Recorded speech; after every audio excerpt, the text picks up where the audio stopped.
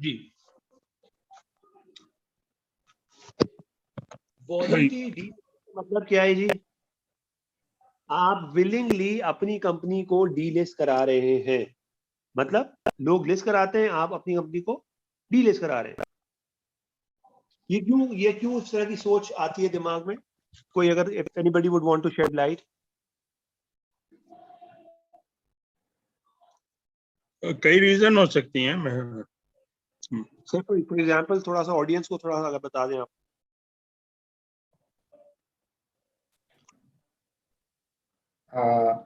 Maybe the sponsors of the company are thinking that the company is undervalued.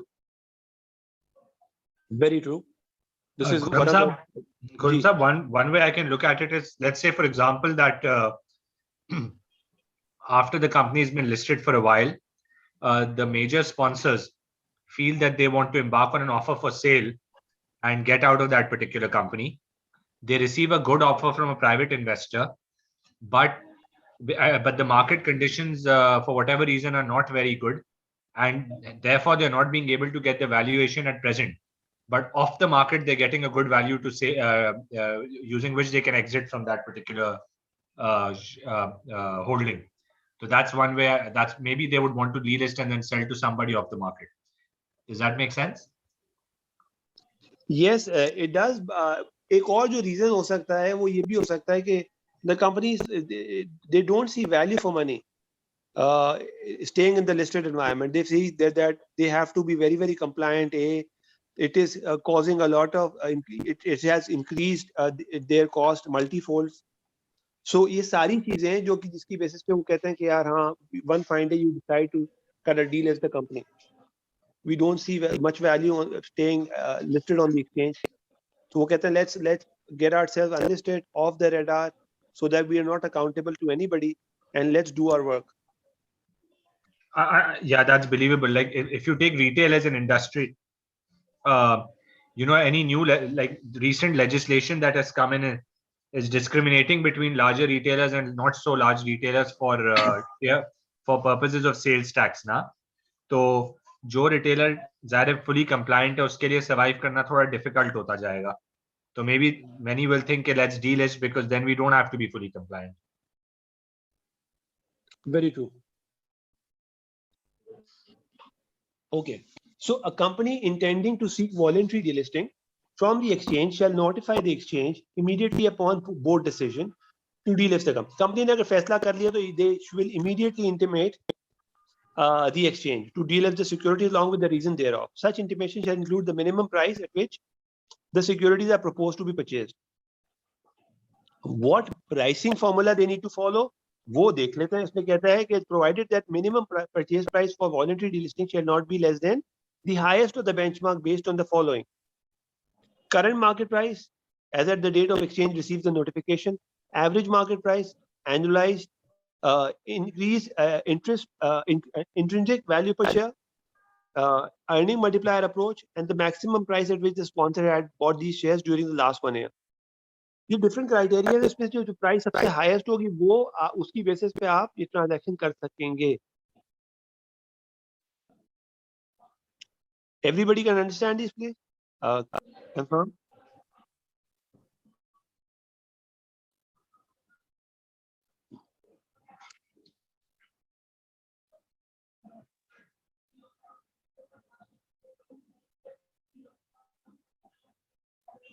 Okay, I believe let's move on.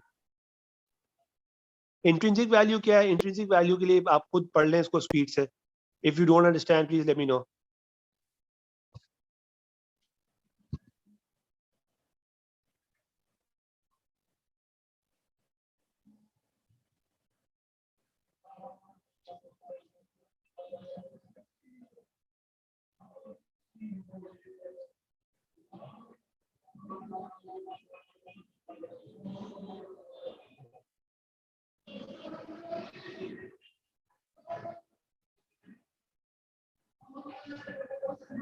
Khurram sahab, one question: who decides which of these 5 benchmarks needs to be adhered to when you're repurchasing the securities?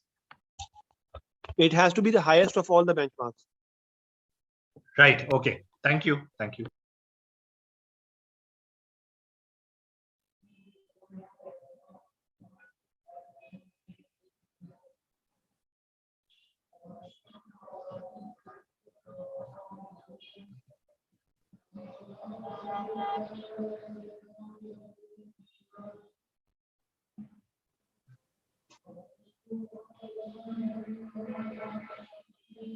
दूसरा वाला benchmark आप देखें, earning multiplier approach, which is like essentially you multiplying the earning of the company with the PE ratio. Suitable profitable company is a company that declares the after-tax profit for the last 3 years, preceding last 3 years. Estimated earning should be arrived using the weighted average earning per share for the last 3 years. For this, उसके अंदर वो weights दिए हुए, weights आप use करें. The P ratio should be used for as at the date exchange receives the notification under regulation whatever. The basis of this approach is that the stock current price is the product of its actual earning per share and the P ratio. The P ratio calculated is divided by the current market price divided by the earning per share. Khurram साहब please slide change कर देंगे, sorry for interrupting you. हाँ जी sorry, ये शाहरुख आप slide change करते हैं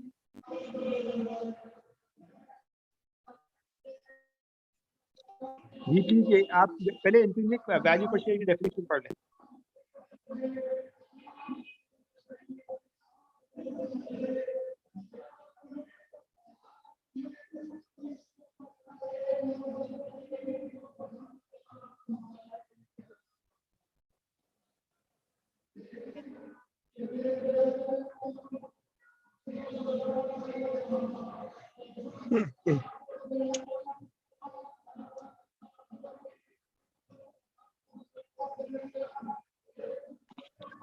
अच्छा, earning multiplier approach में आपने देख लिया, ईपीएस को मल्टीप्लाई करें पी रेशियो से.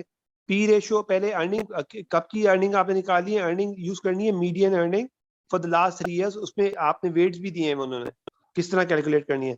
The basis of this approach is that the stock price आप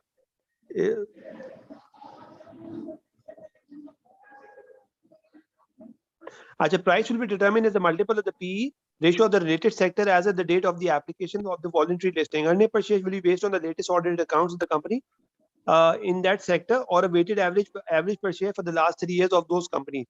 अच्छा, जो हम यूज कर रहे हैं price to earning, that has to be of the relevant companies, क्योंकि आप ईपीएस आप उठाएंगे एग्जिस्टिंग कंपनी की, लेकिन पी रेशियो जो आप उठा रहे हैं वो रेलेवेंट सेक्टर्स का उठाएंगे ताकि उससे एक रैशनल किस्म की प्राइसिंग आ सके.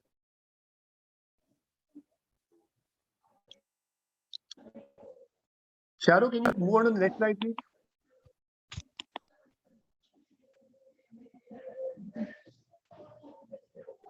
Because the final purchase price of the it has to be fixed with the approval of the exchange. आपने पूरा निकाल लिया, आपने कहा 4-5 तरीके से सबसे ज्यादा हाईएस्ट बनती है इस वाले तरीके में, तो ये इसकी बेसिस पे हम we are willing to buy the company share. तो आपने पीएसएक्स को इंटीमेट करना है. अच्छा, फिर उस वक्त एक्सचेंज डिटरमिन करेगा कि भाई आपको किस वो whether that rate is okay और how much you are supposed to buy from the existing share holders. That is also a very important point.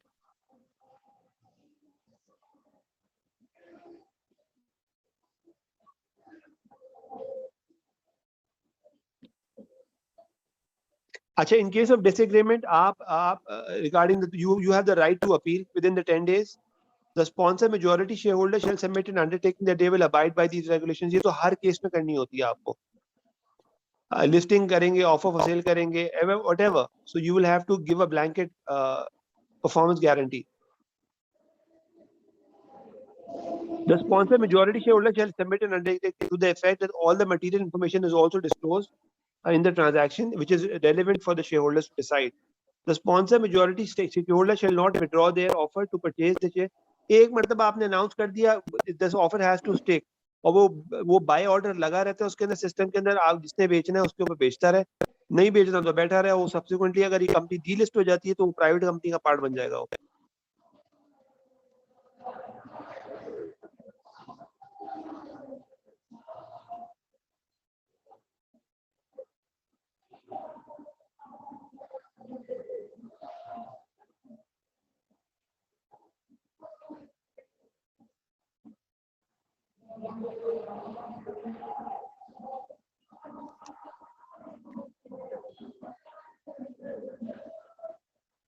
अच्छा, होता ये है कि इसमें आप विड्रॉ नहीं कर सकते, आपने एक मर्तबा अनाउंस कर दिया, you will have to stick by it, there is also a purchase agent, ये आगे आएगा अभी।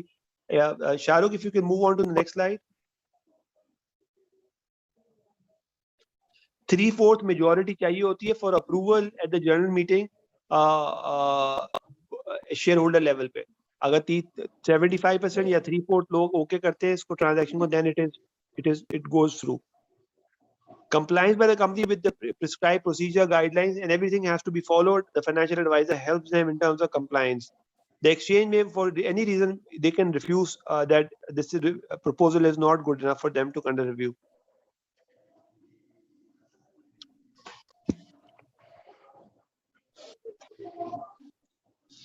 अच्छा जी, प्रोसीजर फॉर वॉलंटरी डिलिस्टिंग, एक फॉर्मल एप्लीकेशन दी जाती है पीएसएक्स को कि भाई we would want to delist. अच्छा, एक बड़ा इंपॉर्टेंट ये कि आप लोग ऑडियंस, अगर आप ट्राईपैक फिल्म का आरिफ हबीब ने अभी नया वो निकाला है नोटिस, वो भी वॉलंटरी डिलिस्टिंग में जा रहे हैं, आप काइंडली वो देखते हैं, बड़ा इंपॉर्टेंट है वो, सब लोग अपने रिस्पेक्टिव उसमें पढ़ लीजिएगा।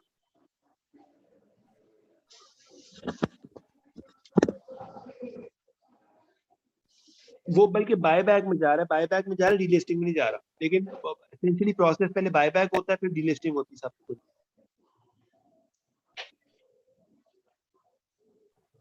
So, Khurram Saab, when a company embarks on a buyback, do current shareholders have to sell?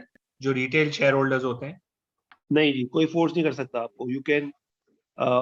You are the rightful owner of those shares. Okay, thank you. Yeah, welcome.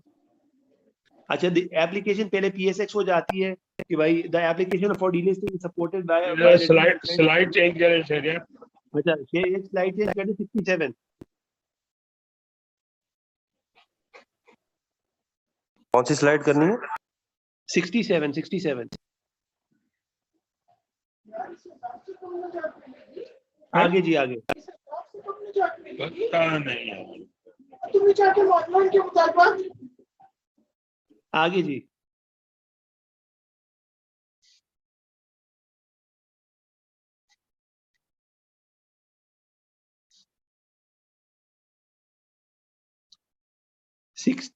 Sorry 70 है, slide number 70।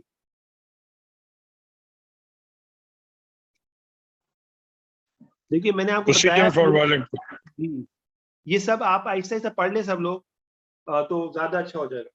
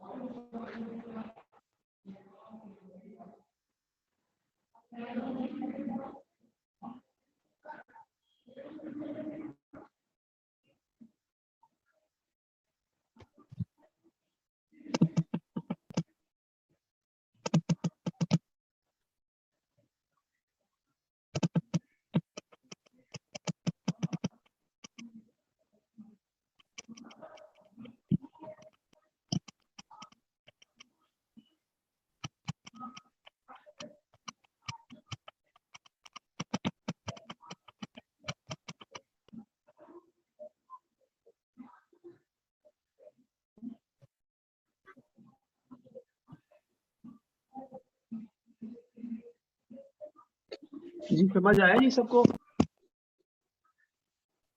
अच्छा देखिए, application जो है ना, it is also accompanied bye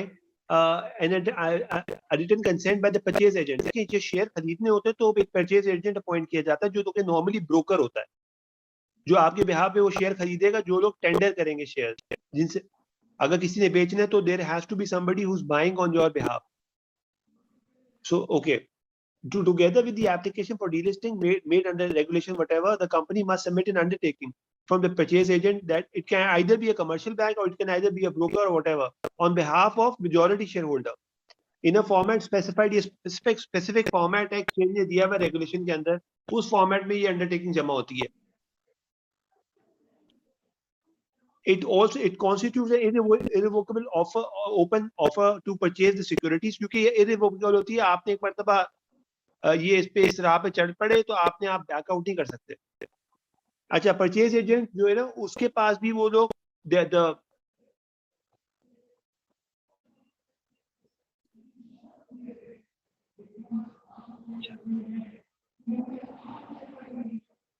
अच्छा, जो ये offer है, it will remain valid for 60 days from the date of announcement. Upon approval of the minimum purchase price, जो कि जनरल मीटिंग में होता है शेयर होल्डर्स की, the company shall submit a bank guarantee. Company bank guarantee देती है जो कि परचेज एजेंट के पास होती है. ये बेसिकली होता ही है कि अज्यूमिंग कि कंपनी बाद में जाके मना कर देती है, तो ये मना कर नहीं सकती, क्योंकि अब उसके पास जो उसकी बैंक गारंटी है, that is exercisable bye the purchase agent.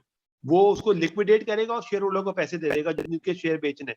तो इसको ऑनर करने के लिए वो सारी बीजी का स्ट्रक्चर क्रिएट किया जाता है.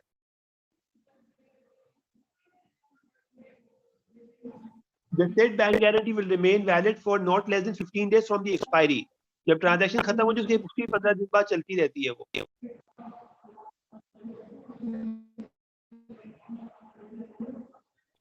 अच्छा, होता ये है कि जब आपकी चीज ओपी हो जाए तो आपको ना बाय ऑर्डर मेंटेन करने पड़ते. रोजाना सुबह 9:30 बजे आके वो आपका ब्रोकर बाय का ऑर्डर लगा देगा. तो जिसने उस पर्टिकुलर प्राइस पे सेल करना है, वो ऑटोमेटिकली वो खरीदता रहेगा उससे.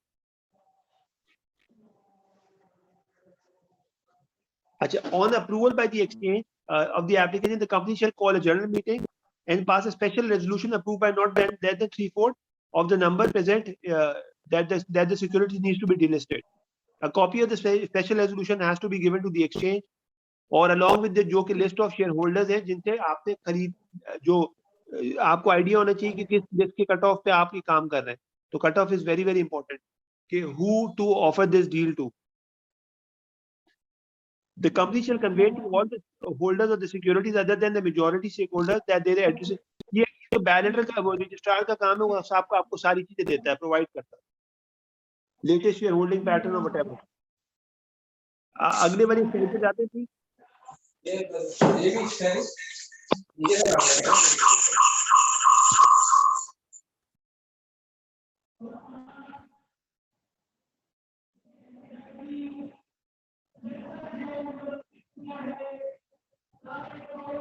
अच्छा जी, procedure for the company also submit the following information with 21 days completion of the period. ये जब ट्रांजैक्शन कंप्लीट हो जाती है, उसके 21 days के अंदर अंदर क्या क्या इन्फॉर्मेशन देनी है. Total number of issued securities with percentages जो अब आप ओन करते हैं. Securities owned by the majority share holder before the offer. Securities bought under the offer. Total security currently owned by the majority share holder. Security which are still outstanding with the minority share holder. Amount of bank guarantee जो कि थी उसके अंदर place, वो उसके बारे में amount बता दें उसकी. ये पूरी इंफॉर्मेशन देनी पड़ती है एक्सचेंज की.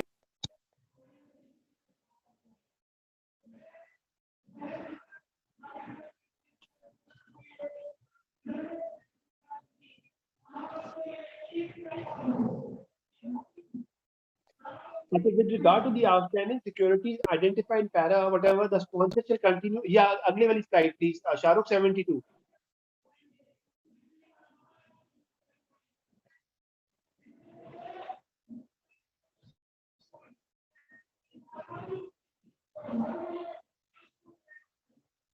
अच्छा, इस 60 days की एक्सपायरी के बाद भी 12 महीने तक ना आपका purchase agent is obliged to buy दो शेयर, जिसको भी टेंडर करने हो शेयर, ताकि किसी को प्रॉब्लम नहीं हो और वो उस कंपनी का पार्ट नहीं बनना चाहता for some reason.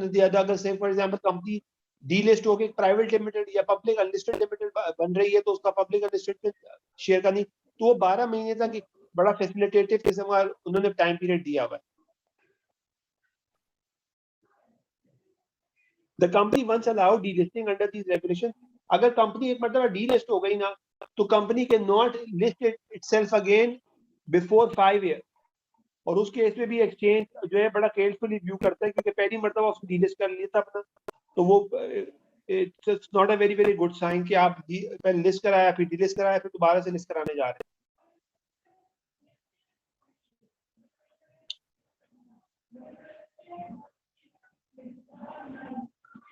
So what is the time frame for completion of for requirement? ये पढ़ लेते हैं. The company shall immediately intimate if the decision of this board, ये फौरन बताना पड़ता है एक्सचेंज को जैसे ही आपका बोर्ड डिसाइड करे. अगर वर्किंग आवर्स खत्म हो गए तो उसके अगले दिन सुबह ही सुबह बता दें आप. Within 1 week of the aforementioned intimation, the company will furnish sponsors, majority shareholders undertaking to purchase the shares owned by persons other than the sponsors. तो वो बेसिकली एक अंडरटेकिंग जमा कराएंगे existing sponsors एक pre-specified format में that we want to buy these shares. The exchange is empowered to ask any additional information. Exchange के पास power है कि कोई भी information मांग सकती है आपसे.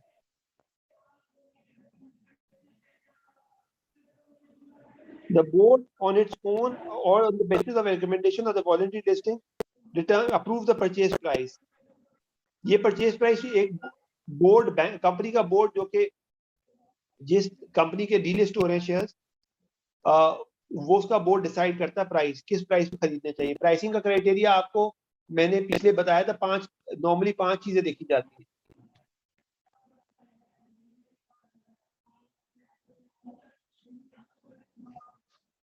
अच्छा जी. The sponsor majority share will be required to convey their acceptance refusal to the purchase approved by the board within 7 days.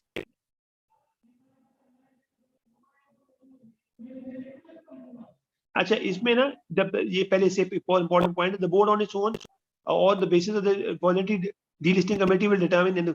देखिए ये जो है ना आपने एक मर्तबा कंपनी ने डिसाइड किया, कंपनी की जो चीज चली जाती है वॉलंटरी डीलिस्टिंग कमेटी है. ये कमेटी के पास जाती है जो PSX की कमेटी है, वो डिटरमिन होके करती है प्राइसिंग को. अगर उनको नहीं समझ आता तो मना कर देते हैं. Then you will have to appeal whatever. इसमें the sponsor shareholder will be required to convert their acceptance refusal to purchase price approved by the board within 7 days. If the company wishes to appeal this decision to the commission, it must do so within 10 days. अगर company की somehow purchase price ऐसी determine कर दी कि भाई उनको भी समझ नहीं आ रही कंपनी को खरीदना चाहिए नहीं खरीदना चाहिए, तो वो अपील का राइट रखती है कमीशन के पास.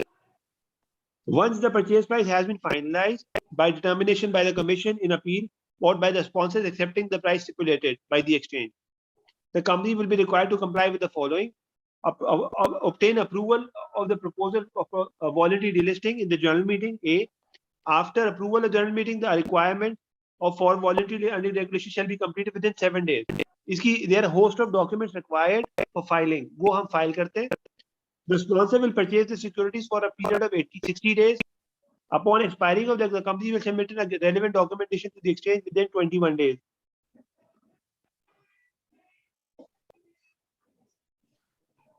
After receipt of the required document, information and compliance of the requirement document as stipulated by the securities shall stand delisted after a period of 30 days.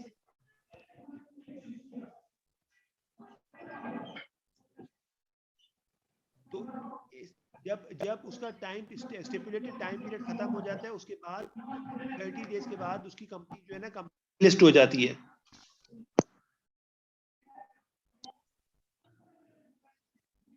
आप लोग आवाज आ रही है जी? जी जी हेलो. जी जी जी आ रही है.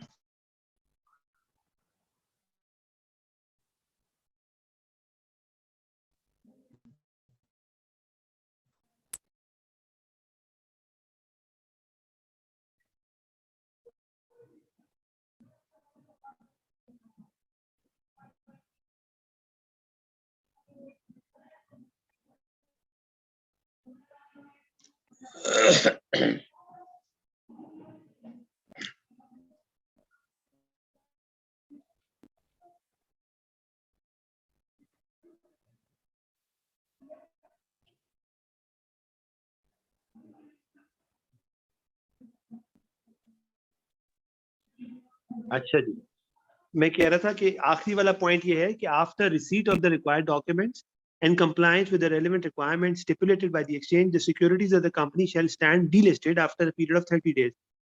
सारी चीजें कंप्लीट करने के बाद एक्सचेंज इज साटिस्फाइड, तो वो 30 दिन के बाद उस कंपनी जो शेयर्स हैं वो डीलिस्ट हो जाएंगे और वहां से कंपनी का नाम निकाल दिया जाएगा एक्सचेंज से.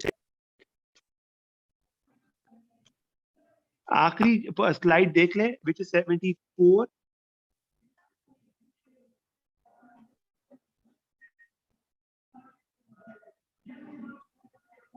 आखिरी वाली स्लाइड।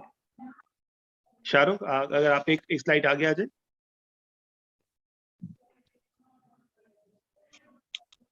हेलो जी शाहरुख, एक स्लाइड आगे आ जाए प्लीज। अच्छा, Exchange is satisfied with it. Relaxation. देखिए, ये रिलैक्सेशन का प्रोविजन ना हर चीज में दिया हुआ है। अगर वो कहते हैं कि लॉ अगर इंटरप्रिटेशन के थ्रू आप फील करते हैं या सर्कमस्टांसेस के थ्रू लॉ फील करते हैं कि कंप्लाई नहीं हो सकता, तो the PSX and SECP has the right to relax the law for you.